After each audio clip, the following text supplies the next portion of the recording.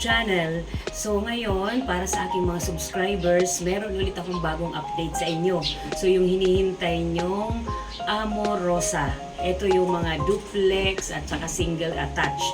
Pero dito po yun sa kabila, yung sa other side na may mga single attach na nakahiwalay na Amorosa din, hindi pa po. Dito po tayo sa single attach na may kasamang duplex.